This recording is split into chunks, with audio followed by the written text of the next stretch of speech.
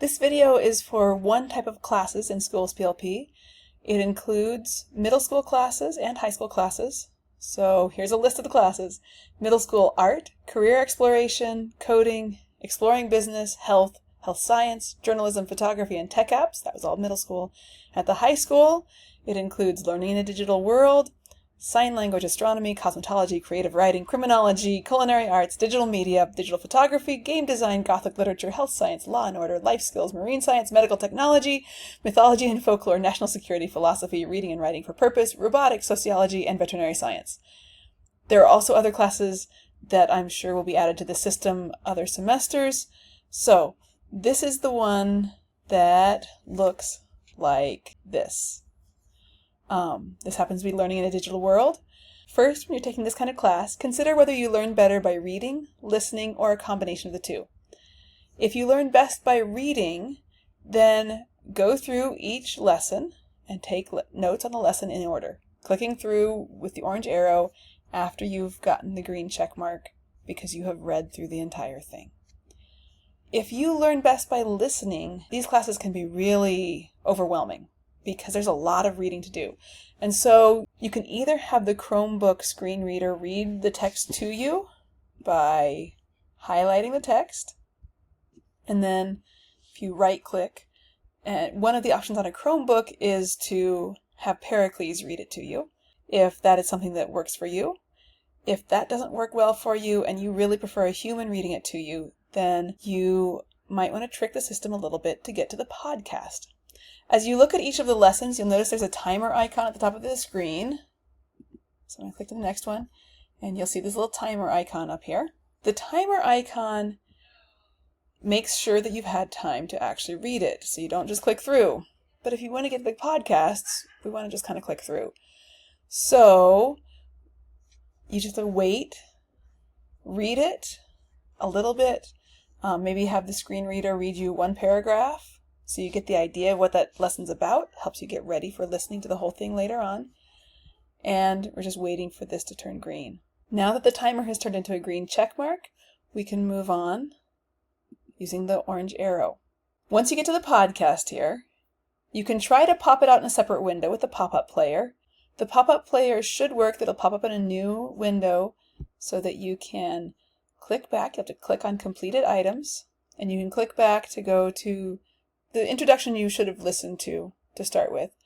But you can go back to the first lesson and have the podcast read it to you as you look at the pictures and the text, if that's what works best. I have had some problem with the pop-up player working for me, and so you might need to download it as an MP3 file, and then you can listen to it on your computer, or if you have a phone or something and you want to be able to go for a walk while you listen, you can put it on your phone. After getting to the podcast, it's important to think about how you will learn best. For my master's classwork, I've listened to a screen reader read all of my textbooks to me except for the one that I couldn't get digitally. Some subjects I understood just from listening to it while I went for a walk or mowed the lawn. Other times I needed to listen, and then I had to go back and take notes to really understand the information. Pay attention to the way you are understanding as you go. Do you listen best when your hands are busy with coloring or something like that?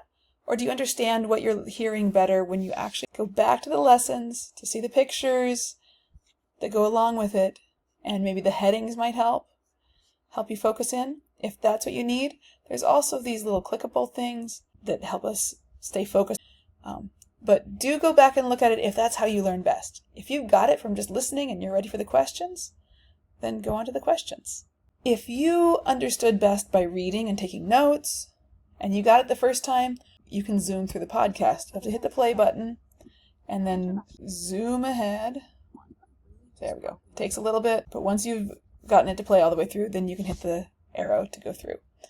So either way, there's a good chance you might be zooming through something faster than the computer system thinks you should. And then we come to the questions. No matter how you learn best, you might want to trick the system into letting you see the questions before you really start reading. This is a good reading strategy that helps you focus on the most important ideas, no matter whether you learn the information from reading or from listening. I'm not sure if clicking through to see all of the questions will affect your grade.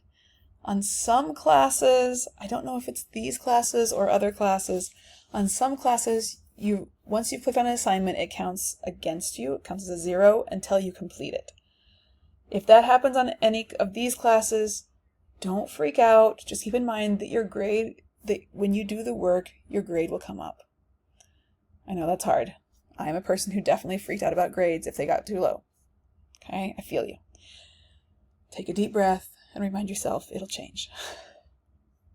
How to do your assignments.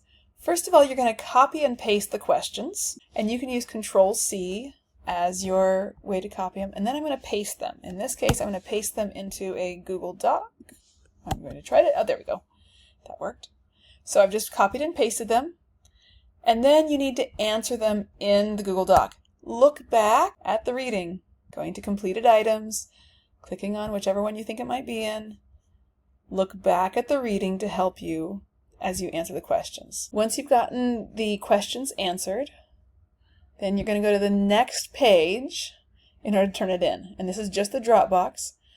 Either you will copy all the text here, including your answers. I haven't answered the questions yet, so they're not there. But you'll copy it and you'll paste it here. And then you'll hit Submit My Work when your work is actually complete. Or, if you don't want to do that, you can attach your work as a file. If you have any questions about how to do this, or if there's an assignment that's kind of weird and you aren't sure how to do something, please let me know and I'll answer you, or possibly make another video like this so everybody can find out. Have a great rest of your day.